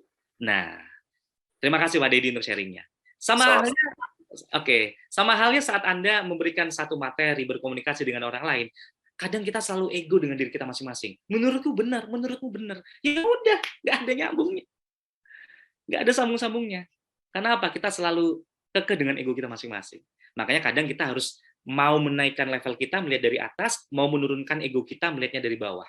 Kalau menaikkan level kita, itu harus mempunyai effort yang lebih besar, memperbanyak knowledge kita, ilmu kita, tapi di saat kita menurunkan, kita harus apa? Menurunkan ego kita. Nah, sedangkan di saat kita mau melihat dari sudut pandang orang lain itu, sama-sama biar W ini terbaca W, berarti kita kan harus berempati dengan orang itu. Nah, Anda mau pilih mana? Milih cara berempatinya, naikin levelnya, atau turunin egonya? Nah, kan begitu ya. Nah, ini challenge-nya nih. Oke? Jadi nggak mudah ya untuk kita memahami orang lain itu dalam hal berkomunikasi. Nah, sekarang saya ingin bertanya lagi pada Anda nih. Hal apa saja yang menjadi penyebab gagalnya konektivitas saat membangun hubungan? Nah, hal apa saja? Tadi saya sudah kasih clue. Perbedaan persepsi, sudut pandang, ego, knowledge yang berbeda, nggak bisa berempati, ibaratnya huruf W dan juga angka 6 tadi. Betul? Ya. Jadi itu Bapak Ibu. Biar kita tahu dulu nih. Penyebab gagalnya membangun konektivitas saat berkomunikasi, apa itu? Tuh, tadi saya bilang, nomor 1 adalah sifat egois, suka mendominasi. 2, tidak mau mendengar, maunya ngomong terus. Biasanya kalau ibu-ibu itu pengennya banyak Bu Fuaidah. Ibu kalau lagi kesel sama suami, pengennya suami itu dengerin doang ya Bu ya? Ya, begitu ya, Coach. Setelah didengerin, kemudian keluarkan 2 lembar gitu ya Bu ya? Ya, betul, Coach. curcol ini. Coach. Permasalahan semua wanita kayaknya, Coach. Masalah semua wanita. Ya, karena seperti di bukunya The Man from Mars, The Woman from Venus, kan perbedaan antara laki-laki dan perempuan itu kan sangat mencolok sekali ya. Jadi artinya apa? Kadang kenapa gagalnya konektivitas? Karena satunya nggak mau dengerin, satunya pengennya ngomong terus. Nah itu. Iya, Itu pengen juga. didengerin. Iya benar, gitu ya. Terima kasih buat sharingnya Bu. Bisa di-unmute lagi. Bisa di-mute lagi. Jadi ini juga problematika yang saya alami. Saya ngerasa ini juga sharing saya jadinya. Saat saya berinteraksi dengan istri saya yang berbeda gender, saat saya berinteraksi dengan tim saya yang berbeda gender, itu juga sama. Saat saya berinteraksi dengan tim saya yang beda tahun kelahiran, ya generasinya beda, ya kadang begitu. Ngerasa kita atasan, ngerasa posisi kita paling tinggi, kita maunya ngomong terus, pengennya didengar. Gitu? Nah, nomor 3, meresponnya dengan buruk. Meresponnya dengan buruk, terlalu reaktif. Belum selesai kata-katanya kita langsung cut, langsung ngasih solusi. Apalagi kalau laki-laki itu. Laki-laki, kenapa suami istri sering terjadi miskomunikasi, pengennya suami itu mikirnya pakai logika, ujung-ujungnya langsung pengen ngasih solusi. Betul atau betul Ibu, Bapak? Sedangkan ibu-ibu itu pengennya cuma didengerin aja. Kalau ujung-ujungnya dikasih sesuatu, diajak makan tuh bonus ya Ibu ya. Itu kadang kayak gitu. Ya saya belajar banyak dari istri saya. Juga seperti itu. Saya belajar banyak dari ibu saya kan juga begitu. Nah, nomor 4, apa itu? Penyampaian pesan yang membingungkan. Nah, maka gagal dalam membangun konektivitas. Dan yang kelima adalah merasa paling benar. Nah, ini menarik nih. Egois merasa paling benar. Nah, pertanyaannya Anda merasakan yang mana nih? 1, 2, 3, 4, 5. Apakah semuanya pernah Anda lakukan? Anda sebagai pelaku atau Anda sebagai korban? Jujur sama dalam hati, pasti kita pernah melakukan semuanya kan? Entah kadarnya berbeda-beda. Oke? Nah, selanjutnya adalah tips membangun konektivitas dalam sebuah hubungan. Nah, ini ada tipsnya. Tips sederhananya yang pertama adalah pilihlah penampilan yang tepat dan setara. Contoh, kalau kita berdakwah di lingkungan pesantren, paling efektif kita memakai peci, surban, dan sebagainya. Citranya kita bentuk di situ. Tapi di saat Anda mau berdakwah di lingkungan preman, Anda memakai surban, jubah putih, apa yang terjadi? Anda mungkin langsung ditakuti. Betul? Nah, di saat Anda ingin berdakwah, mohon maaf, ke lingkungan kuli-kuli bangunan, mohon maaf, ke pekerja-pekerja kasar, kadang Anda harus boleh memakai kaos dengan bahasa-bahasa yang kekinian. Anda saat ngobrol dengan para milenial, ngobrolnya juga bahasa-bahasa kekinian pastinya. Sampai istilah-istilah zaman now Anda harus tahu. Kenapa? Siapa yang harus menyesuaikan? Dia atau kita? Ya kita dulu. Karena kita yang masuk, kita yang memulai. Saya juga hari ini melihat nih, wah ini kalau pesantren Coach Indonesia, saya mindsetnya apakah semuanya anak-anak santri? Setelah saya lihat profilnya, oh ternyata enggak. Jadi bolehlah saya nggak usah pakai peci. Bolehlah saya yang penting pakai baju yang sopan. Kan begitu contoh. Ya. Kedua apa? Cari persamaan gaya.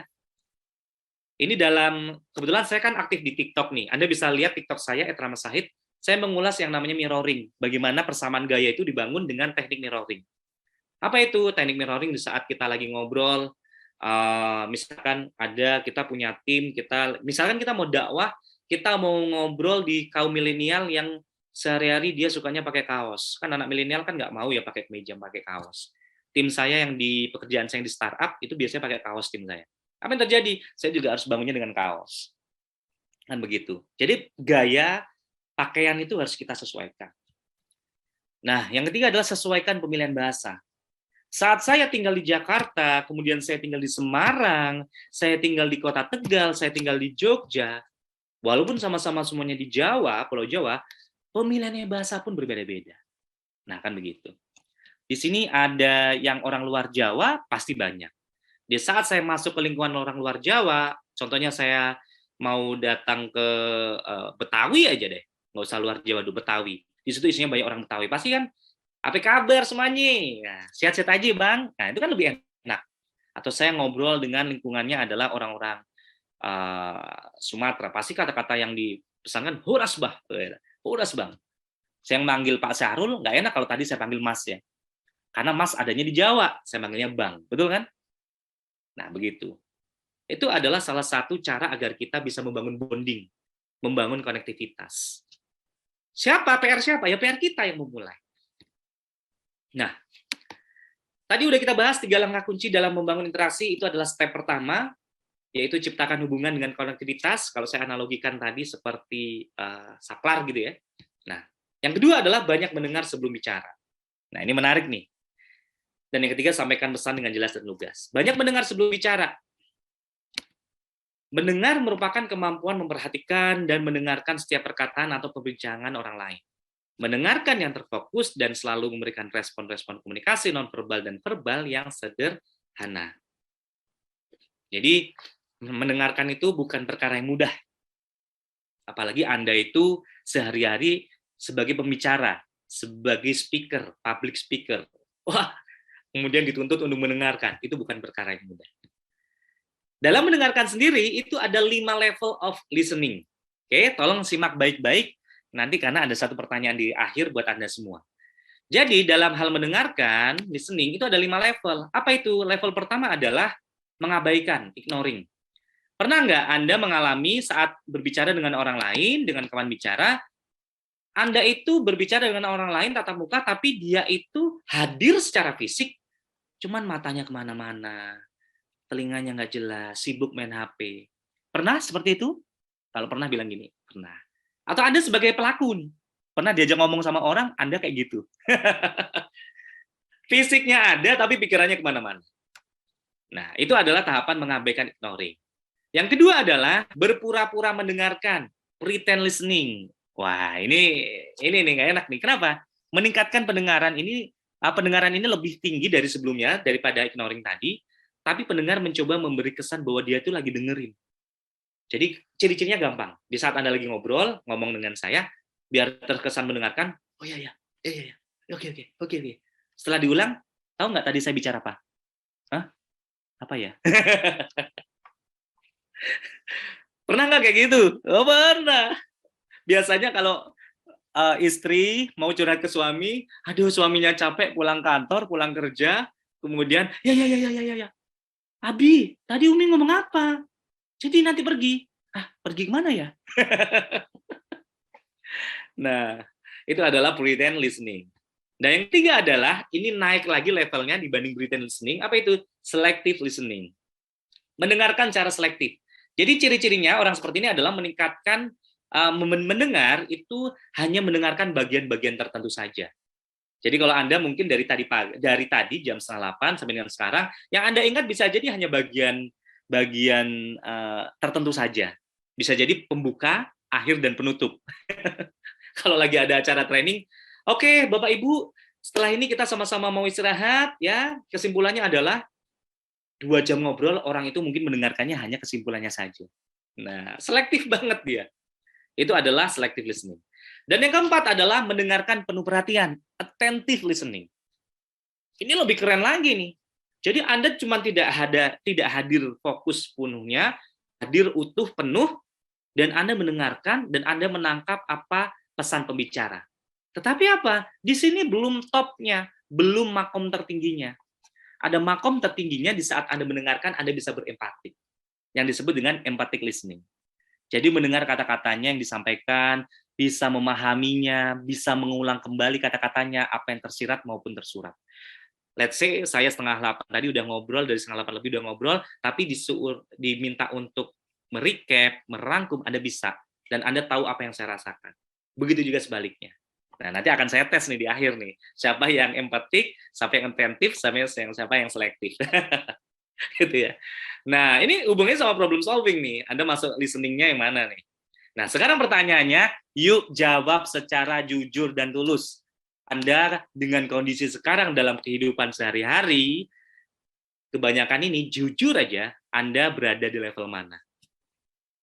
Levelnya kan ada 5 tadi ya. Ignoring, pretend listening, selective listening, attentive listening, atau empathic listening. Yuk sama-sama kita belajar, nggak usah malu. Anda sekarang berada di level mana? Silakan jawab secara jujur dan share di kolom chat sekarang. Ayo, silakan. Dalam kehidupan apa, Mas Rama? Coach Rama, ini dalam kehidupan sehari-hari, khususnya dalam kehidupan bermasyarakat, dalam kehidupan Anda berinteraksi. Silakan share di kolom chat ya, sambil saya minum.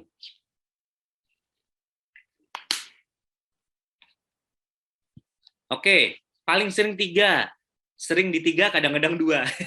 Ini main aman, 3-2. Kalian bilang 3-3. 3-4, alhamdulillah. Ada yang 5, empathic listening. Wah, ini berarti Coach Ridwan Abadi bisa, ini sama aja dengan assessment ya, assessment tidak langsung. Ternyata teman-teman di PEC ini masuk yang mana gitu ya, Coach? Siap. Ya, siap. Nah, kita lagi assessment. Insya Allah 4 dan sekarang banyak di 5. Alhamdulillah, Masya Allah. 3, 3, 3, 4. Nah, ini kalau lebih menarik lagi, ada trending lanjutan, menarik nih. Nah, begitu ya. Lebih offline-nya. Kadang 5, kadang 4. Oke, terima kasih yang sudah sharing dan sudah berani jujur, yang sudah menuliskan ya. Tidak ada jawaban yang salah, karena kita sama-sama sedang bertumbuh dan sama-sama sedang belajar ya. Nah, saya pun juga sama, sampai dengan hari ini saya juga masih banyak belajar. Oke, terima kasih. Nah, kemudian saya teringat dengan satu hadis riwayat ya. Ini Rasulullah SAW tidaklah berbicara seperti yang biasa kamu lakukan, yaitu berbicara dengan cepat. Apa itu? Namun beliau berbicara dengan nada perlahan dan dengan perkataan yang jelas dan terang, lagi mudah dihafal oleh orang yang mendengarnya. Seperti yang disampaikan oleh hadis riwayat Abu Daud. Maksudnya apa? Maksudnya adalah sekelas sekali Rasulullah SAW pun, ada satu hadis riwayat pun kalau beliau mengungkapkan, baginda Rasulullah mengungkapkan kalau berbicara itu sampai mengulang 3 kali.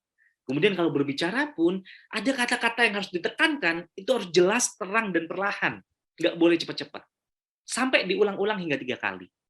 Nah, kita sebagai umatnya boro-boro ngulang 3 kali, sekali aja dianggap orang yang dengar harusnya udah paham, begitu ya. Nah, ini mudah-mudahan bisa menjadi pengingat kita. Ternyata kalau kita berbicara itu harus jelas dan terang. Seperti hadis riwayat Abu Daud ini. Nah, saya tadi udah nyampaikan 3 langkah kunci bangun interaksi. Yang pertama, ciptakan hubungan dengan konektivitas, banyak mendengar sebelum bicara, dan yang ketiga adalah sampaikan pesan dengan jelas dan lugas. Poin terakhir dengan jelas dan lugas, karena keterbatasan waktu, saya menyampaikan how to-nya ini adalah 2 saja. Jadi 2 itu apa? Jadi 2 yang di sini, sebentar. 2 yang di sini saya tadi sudah membahas tentang ciptakan hubungan dan banyak mendengar. Mengenai konten atau materi, sampaikan pesan dengan jelas dan lugas, mudah-mudahan nanti bisa di kemudian hari, karena keterbatasan waktu. Biar nanti ada sesi sharing dan tanya jawab ya. Nah, kita sudah sama-sama belajar tentang bagaimana komunikasi, membangun interaksi, bagaimana apa yang tips-tips yang harus kita perbaiki dan apa saja yang harus kita benahi juga, tentang listening itu juga. Jika kita sudah menerapkan dengan baik, jika kita sudah mengaplikasikannya, apa yang tadi saya sampaikan dengan baik, insya Allah trust dan respect itu akan muncul. Apa yang dimaksud trust dan respect? Trust adanya rasa saling percaya terhadap orang yang berbicara dengan kita. Respect, kepedulian. Kalau kepedulian itu ada, Anda nggak usah minta, tolong dengarkan saya. Kalau Anda sudah menerapkan cara tadi listening-nya, bagaimana kita membangun interaksinya, berempatiknya, insya Allah orang itu dengan sendirinya akan mendengarkan Anda. Saat Anda bilang, Assalamualaikum warahmatullahi wabarakatuh, orang pun langsung terhipnotis untuk mendengarkan Anda. Sehingga trust itu muncul. Di saat trust itu muncul, Anda mau menyampaikan apapun, mau berbicara apapun, memberikan masukan apapun, pengaruh apapun, insya Allah orang yang mendengarkan kita juga akan mudah dengan pengaruhnya. Akan mudah terpengaruh dengan kita. Otomatis terpengaruh hal-hal yang positif ya. Kemudian ada satu kata-kata menarik nih, kalimat menarik yang menjadi pegangan saya. Without communication, there is no relationship. Without respect, there is no love. Without trust, there is no reason to continue. Maksudnya apa? Tanpa komunikasi, tidak akan ada yang namanya sebuah hubungan. Tanpa adanya respect atau kepedulian, tidak ada yang namanya cinta. Tanpa adanya kepercayaan, tidak ada alasan untuk melanjutkan sebuah hubungan. Wah, jadi penting banget ya, communication, respect, and trust. Nah, pertanyaan terakhir sebelum saya tutup, tuliskan rencana Anda setelah ini secara individu, itu tipe, mohon maaf. Tuliskan rencana Anda setelah ini secara individu atau bersama tim, apa yang ingin Anda lakukan dan bagaimana Anda ingin meningkatkan kemampuan berkomunikasi Anda, hubungannya dengan problem solving dalam kehidupan sehari-hari.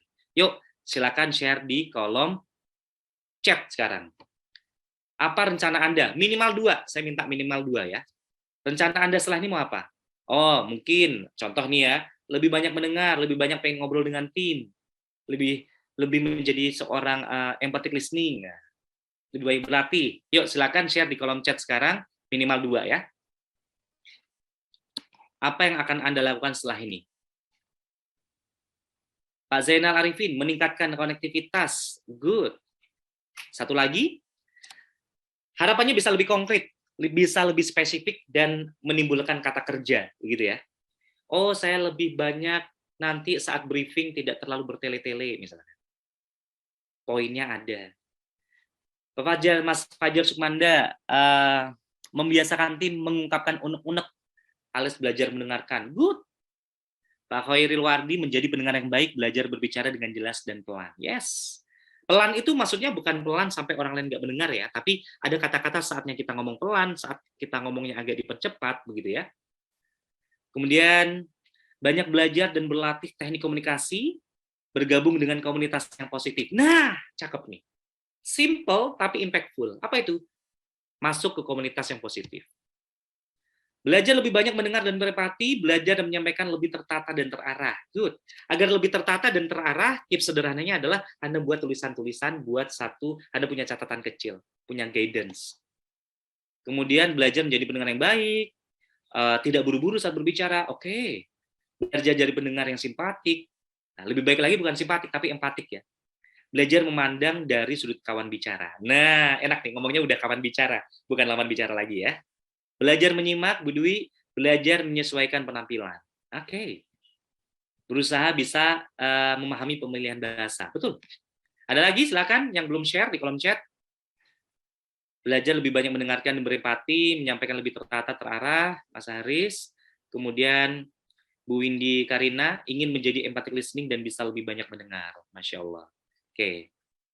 Ya, belajar tidak reaktif alias responsif. Ya, artinya responsif adalah di saat kita melihat satu masalah, kita take it off sebentar,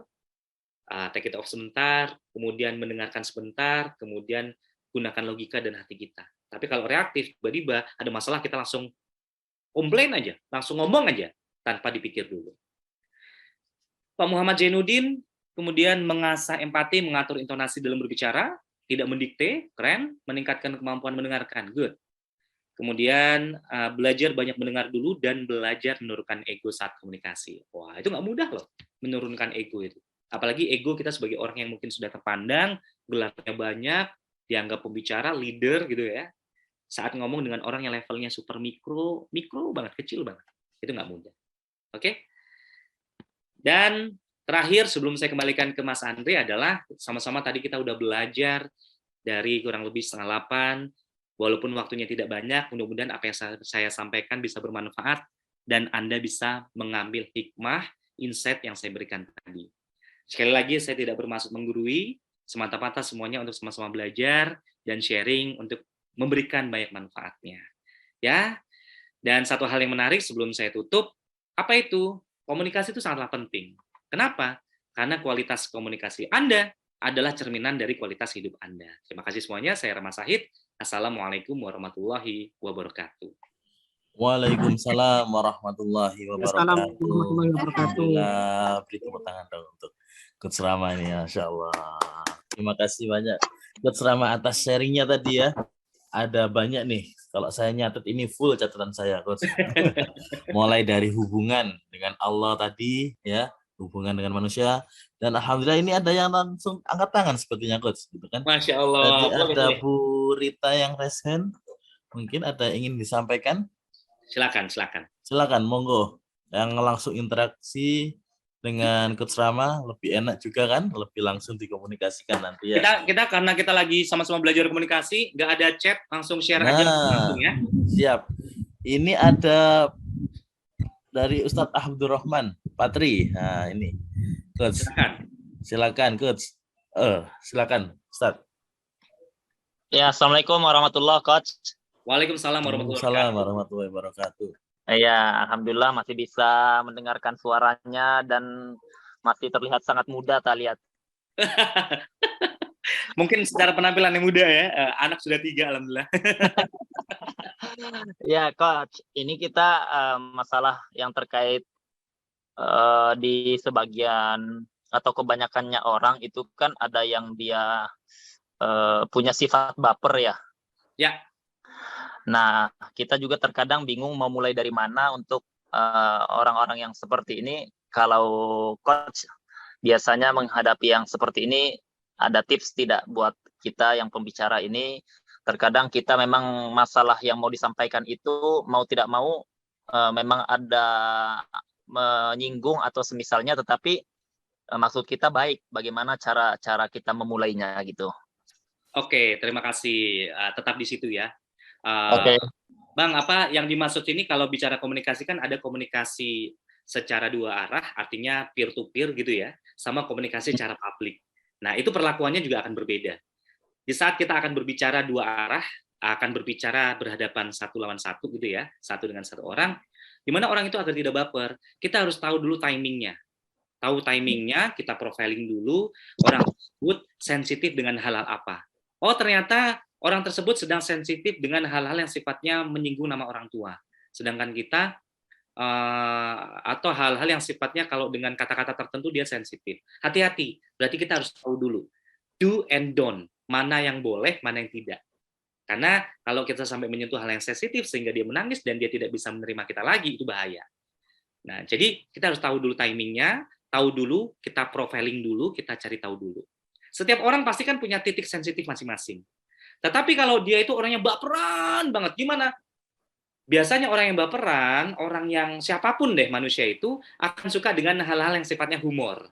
Jadi kita jangan serius-serius banget kalau ngomong sama orang yang baperan. Harus apa? Banyak canda, banyak tawa, banyak humor. Kan begitu ya. Oke. Nah, terus jangan sok kita menasihati atau menggurui. Itu orang yang baperan gitu pasti nggak mau. Dan kita ajak dia untuk berinteraksi, ajak dia untuk berbicara secara dua arah. Jadi kita tidak terkesan menggurui gitu ya. Terima kasih banyak telah menjawab. Terima kasih, Coach. Ya, sama-sama. Silakan lanjut yang lain. Ya, silakan. Lanjut yang lainnya. Monggo yang ingin bertanya atau ingin berdiskusi dengan Coach Rama, silakan bisa raise hand ya. Ini sepertinya Mas Al mau ngomong ini sepertinya ya, Mas Al ya. Oke. Monggo Mas Al. Masih di mute ya. Nah, oke, silakan Mas Al. Ini mohon maaf Coach, tadi ada telepon sebentar. Oke, nggak apa-apa. Oke, siap. Sudah sekarang?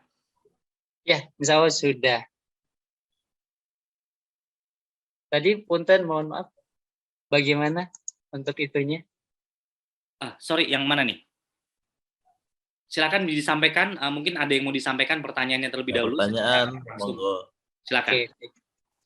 Jadi kalau untuk pertanyaan tentang komunikasi, saya itu dulu sebenarnya sama juga ya, introvert juga waktu berarti SMA. Sekarang udah nggak introvert berarti? lumayan. Kalau dulu introvert, berarti sekarang masih introvert. Itu kan genetik ya. Karena dulu waktu kuliah itu sempat ketemu pertama kali sama CRA ya, Coach Ridwan waktu itu. Jadi apa ya, semacam wah ini role model banget nih, saya pengen banget seperti beliau begitu ya. Masya Allah. Pengen bisa berbicara di depan banyak orang dengan baik begitu. Kemudian karena waktu itu kan seputar bisnis beliau, CRA itu. Jadi mau belajar tentang public speaking itu belum ada kesempatan waktu itu. Kalau nggak salah tahun 2011. Oke. Nah, alhamdulillah beberapa bulan kemarin itu beliau membuka mentoring for mentor BRM. Nah, dari situ saya belajar bagaimana caranya berbicara tentang bisnis kayak gitu ya. Yes. Problemnya adalah memang kalau di saya itu masih merasa banget kurang bisa mendengar lebih banyak. Masih sering mendominasi kalau ngomong sama orang itu ya berhentinya itu kurang kapan gitu, kurang ini. Ya. Kadang keterusan ngomongnya sampai kita nggak tahu kapan dia mau berhenti gitu. Nah, mungkin tipsnya di situ gimana nih, Coach? Oke, terima kasih Mas Al. Mas siapa sih Mas Al ya? Mas Al. Asal bukan ala kadarnya ya. Ala kadar. Oke. Jadi bagaimana, ada 2 tips sederhana. Yang pertama adalah di saat Anda berbicara dengan banyak orang, ini yang saya lakukan juga. Alhamdulillah saya ini punya asisten, saya punya tim di saat kalau saya itu ngisi training. Tim saya itu kalau dulu adalah kadang istri saya ajak, kadang tim saya ajak. Setelah itu saya biasanya meminta feedback. Sekali lagi, seorang champion, seorang pemenang, itu makanan sarapan sehari-harinya adalah feedback. Itu kalau Babe Jamil bilangnya seperti itu. Artinya apa? Kadang kita itu kurang mendapatkan feedback dari orang yang levelnya lebih tinggi dari kita atau orang yang dekat dengan kita. Di saat kita dikasih feedback, kita baper gitu ya. Padahal feedback itu membuat kita bisa lebih berbenah dan tahu. Nah, di saat kita ngomongnya kepanjangan, feedback itu pasti muncul.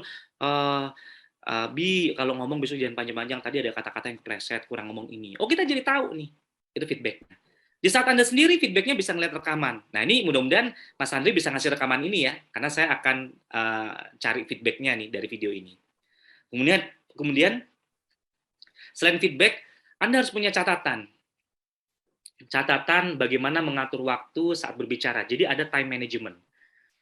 Saat saya tadi menyampaikan materi ini, saya tahu ini acara sampai dengan jam 9 malam. Kalau saya sampaikan how to jurusnya tadi, tiga-tiganya saya sampaikan, pasti waktunya tidak cukup. Sehingga saya menyampaikannya hanya 2. Dan tadi slide-nya pun, itu ada slide yang bisa saya tambahkan, yang tidak. Saya sudah mengukur. Sekian slide, saya ngomongnya berapa menit, tanya jawab berapa menit. Jadi time management-nya udah ada. Nah, sehingga apa? Kita tidak overtime. Kita tidak berbicara kebablasan atau kelewatan. Nah, bagaimana di saat Anda itu biar lebih banyak mendengar, perbanyak pergaulan, perbanyak silaturahmi dengan orang-orang yang levelnya di atas kita. Jadi malah justru kalau kita ngobrol dengan orang di atas kita posisinya banyak dengerin atau banyak ngomong? Banyak mana, Mas? Dengerin. Banyak dengerin. Nah, di saat itulah kita menahan diri kita untuk belajar mendengarkan. Bisa jadi lingkungan kita adalah lingkungan yang kita dituntut untuk berbicara terus. Ya, itu bahaya. Jadi kita ada momen di saat lingkungan kita belajar hanya untuk mendengarkan. Contoh, saya ikut beberapa komunitas, ada saat komunitas saya menjadi leader, ada saat komunitas saya hanya menjadi seorang anggota. Di saat saya menjadi seorang anggota, saya kadang menahan diri untuk, misalkan tuh usulannya atau idenya nggak keren gitu ya. Tapi saya kan harus punya etika, nggak bisa langsung memotong pembicaraan.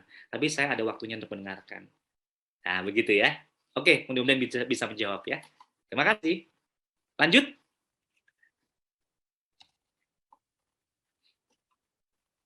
Saya Mas Andri, Assalamualaikum. Waalaikumsalam warahmatullahi wabarakatuh. Dengan siapa ini? Ada Pak Prawoto, mohon maaf.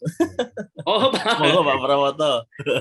Yang hilang. Saya nyari mute-nya. Saya pernah ketemu Mas Rama waktu Ganas di Jogja kalau nggak salah. Oh iya, Masya Allah. Di Jogja waktu ngisi ini ya, Ganas 7 ya.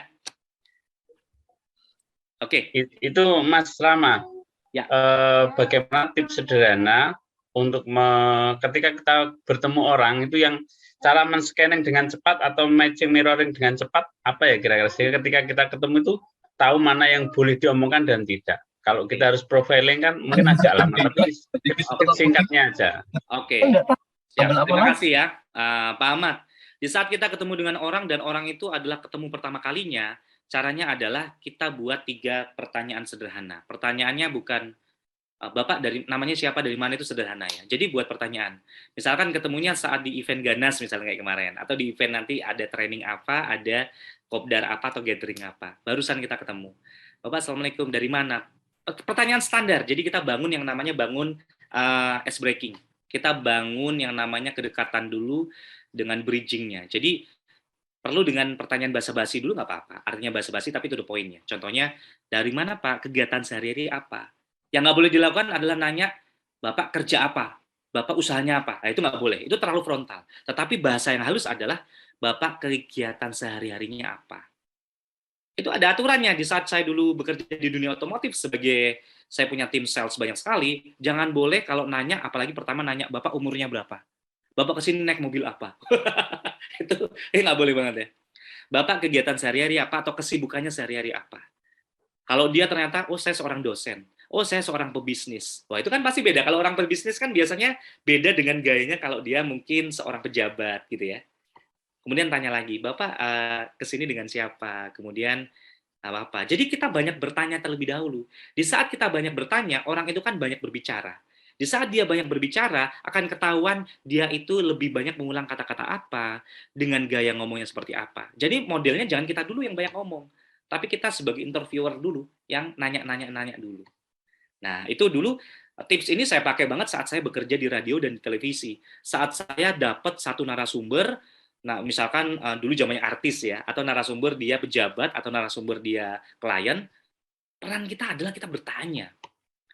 Arti sesungguhnya coach itu adalah kemampuan bagaimana dia bisa bertanya dan menyelesaikan solusi terhadap masalah klien kita itu dengan pertanyaan tadi. Jawaban si coach itu adalah solusinya dia sebenarnya. Nah, kemampuan apa yang kita pakai? Kemampuan bertanya sebagai coach. Itu ya. Jadi Ya, itu Pak Ahmad Prawoto dan membantu. Yes, terima kasih. Ya. Siap, Pak Prawoto. Terima kasih, Pak Prawoto, sudah bertanya. Siap. Yang lainnya, monggo. Ada Ya, lagi? silakan. Dari mana ya? Ini yang resen saya coba pantau. Ini, masih belum ada, Coach. Kita cari lagi yuk. Sepertinya belum ada, Coach. Oke. Siap, nggak apa-apa. Dan ini ternyata udah jam 9 ya? Iya, jam 9 nggak kerasa. Udah jam 9 juga. Ya. Oke, mungkin kalau tidak ada pertanyaan lagi, mungkin ada closing statement, Coach? Oke, Masya Allah, nggak kerasa Mas Andre yang selalu berseri-seri. Ini Mas Andre kelihatannya berseri-seri terus ya. Waduh. Atau ini efek cahaya atau cahaya ini kan. Cahaya lampu ya. Oke. Artinya gini Bapak Ibu semuanya, sekali lagi kita terlahir di dunia ini sebagai orang yang mempunyai ciri khas, karakteristik masing-masing dan kita tidak bisa disama-samakan. Artinya apa? Dengan perbedaan yang ada, pasti kita harus berkolaborasi dengan banyak orang untuk mencari persamaannya. Nah, tadi teknik mencari persamaan sudah kita sampaikan. Nah, artinya Bapak Ibu, untuk kita bisa masuk ke lingkungan manapun, agar apa yang kita bicarakan, yang kita sampaikan bisa diterima oleh banyak orang, dan kita bisa memberikan pengaruh ke mereka, belajarlah untuk kita berkomunikasi. Cara paling sederhana di saat kita ingin belajar berkomunikasi, bergabunglah dengan komunitas yang saling membangun dan komunitas yang positif. Komunitas di mana orang-orang itu ingin bertumbuh, komunitas di mana Anda tidak hanya sebagai seorang pembicara, tapi Anda dituntut sebagai seorang pendengar. Dan saya yakin di komunitas Peci ini, insya Allah Anda bisa sama-sama bertumbuh menjadi seorang leader, pendakwah, siapapun orang yang bermanfaat. Dan sekali lagi, untuk belajar komunikasi, Anda harus banyak-banyak berlatih dan menambah jam terbang Anda di lingkungan masyarakat. Jangan takut untuk salah, berlatihlah berbicara, dari latihan tersebut Anda bisa tahu hal-hal apa yang harus diperbaiki. Itu dari saya. Dan selamat belajar, selamat bertumbuh dengan Coach Ridwan Abadi. Mudah-mudahan Peci ini bisa memberikan banyak manfaat buat semuanya, termasuk buat saya juga. Terima kasih dari saya. Itu Mas Andre. Siap, terima kasih Coach Rama. Terima kasih Mas Rama. Terima kasih. Alhamdulillah, terima kasih untuk sharingnya Mas Rama. Semoga jadi ilmu yang bermanfaat dan semoga jadi amal jariah untuk Mas Rama. Karena sudah sharing pada malam hari ini. Dan sebelum ditutup, mungkin ada Coach Ridwan, ada hal yang ingin disampaikan? Ya, terima kasih banget Mas Rama tentang sharingnya malam hari ini. Masya Allah, sangat luar biasa ya sharingnya.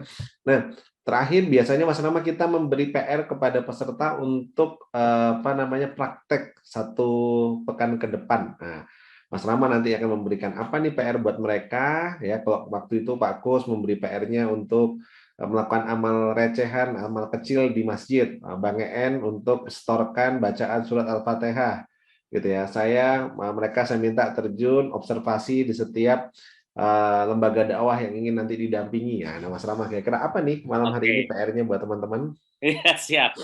Berarti PR-nya karena hubungannya dengan komunikasi, PR pertama Anda harus bertemu dengan orang yang bukan sehari. Gini, setiap hari harus berbicara dengan orang baru minimal 2. Jadi orang baru itu artinya bukan baru dikenal ya. Misalkan hari ini saya besok berbicara dengan istri dan anak. Besok Anda berbicara lagi dengan siapa dan siapa.